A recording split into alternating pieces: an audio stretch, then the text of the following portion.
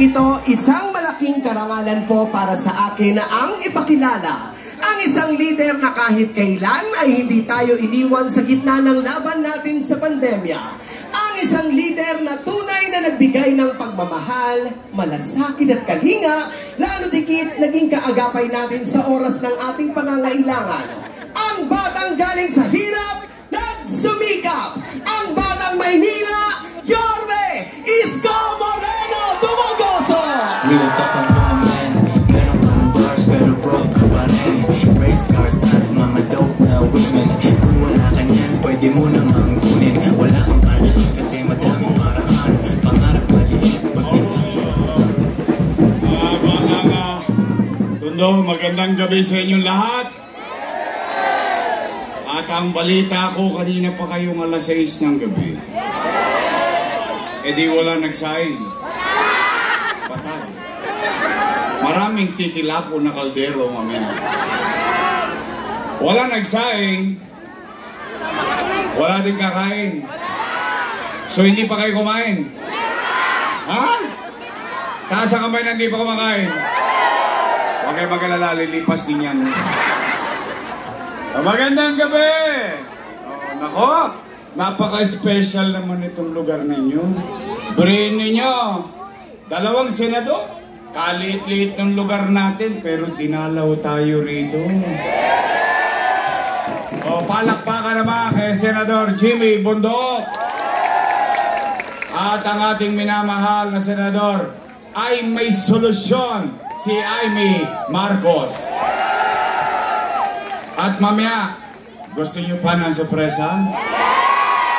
Ang laki-laki ng Pilipinas. Pero dito sa may haligi may nagpupunta.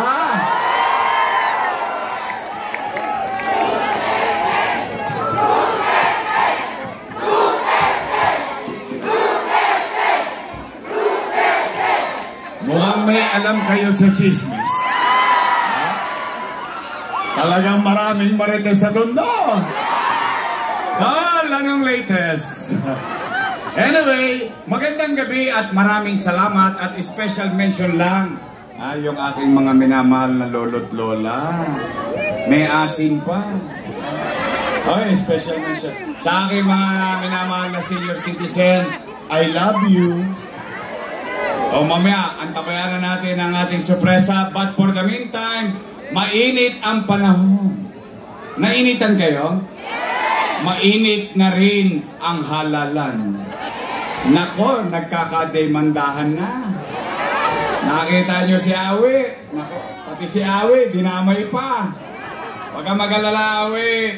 Mahal ka ng mga taga-Tondo. Sabay-sabay tayo. Awi ng Tondo. Awi ng Tondo. Baka masaktan ka lang kay Awi ng Tondo. Ay bago ko pare. Anyway, maraming salamat sa inyo. At mga nanay, tatay ko, mga lolo't lola ko, mga batang Maynila, pumanatag kayo. Basta dito, walang maninira. Tayo dito, real talk lang tayo. Ha? Chill-chill lang tayo rito, chill-chill lang. real talk lang to my man. Meron kang bars pero broke ka pa rin. Bagamat, araw-araw ako ang pulutan nila sa tennis court. Nalulungkot naman ako. Ang pinagtataka ko lamang, bakit sila mainit sa akin, hindi naman ako ang nakaupo. Ako ito maraming mga matatanda nandito. Sa tinagal-tagal nyo sa karanasan, sa eleksyon, hindi ba kayo nagtataka, bakit yung mga nakaupo at yung isa pa, sa akin lang nakaturo, sila dapat managot sa taong bayan. Araw-araw na lang, ako pulutan, ako tanghalian, ako hapunan. Pasasakitin ang tenga ninyo, 3 hanggang 5 oras, magsasalita ron, ako lang ang topic. Tapos, magbibigay ng 1,000. O, 500. Tama ba? Bale, alam nyo, sa totoo lang ayan, bawal yan. Bawal na yan. Starting March 28 onwards, pagpasok ng local campaign, bawal na mamigay. Pero nakita nyo ba kung nagreklamo? Bakit? Naniniwala ko ang mga Manileño matatalino. Tanggapin nyo lang ng tanggapin. Isang bulit din yan. 5 kilong bigas din yan. Masasaing nyo din. Basta tatandaan ninyo, huwag nyo kaming kalilimutan. Huwag kayong magpapaakit sa mga akap, aiks, at tupad. At pag dumating naman ang tupad, tuparin nyo ang pangarap nila. Bakit? Pera nyo naman yun. Walang kahirap-hirap. Biri mo, kukuha ka lang ng wali sa may picture. Tapos na, buto-buto. Hindi, pero yan, binibiro-biro ko sa totoo lang.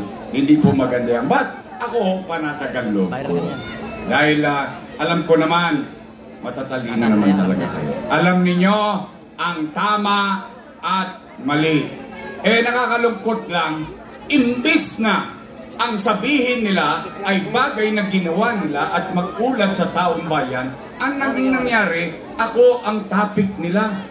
Araw-araw na ginawa ng Diyos. Pero, Nay, Tay, ito'y matanong ko lang kayo.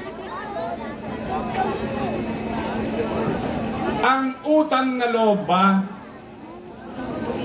dapat singilin? Di ba ang utang na loob ay binabayaran ng kusa? Nay, Tay, para sa akin yun na marinig. Sa akin yun na marinig. Ako, may utang na loob kay Danny Lacuna. Yan ay hindi ko kinaila, hindi ko pinagkait o itinanggi. In fact, alam nyo rin yan. Bilang ganti at pagtanaw ng utang na loob kay Boss Danny, inaruga ko ang kanyang mga ano. O tingnan po natin para kayo na lang po ang maghusga later on. Tingnan natin.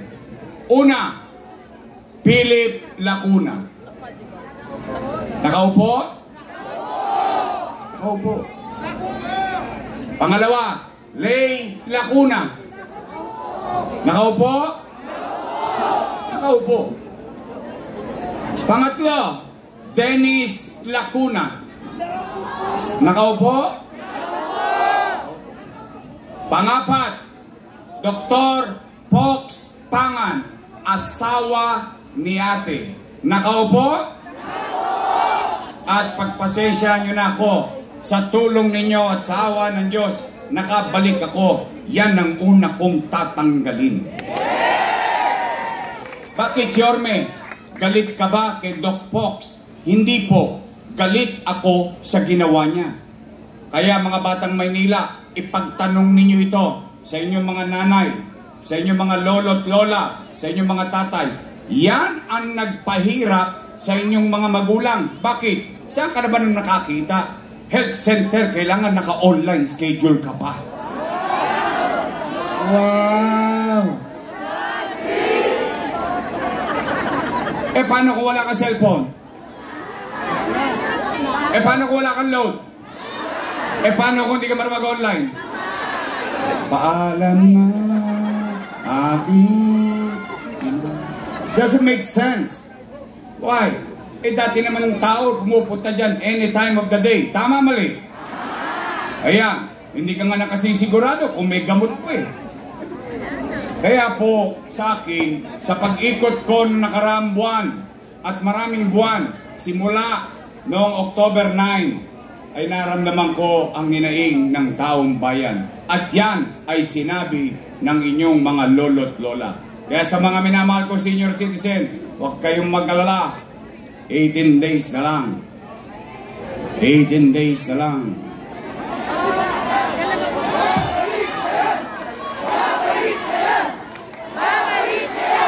Tuloy.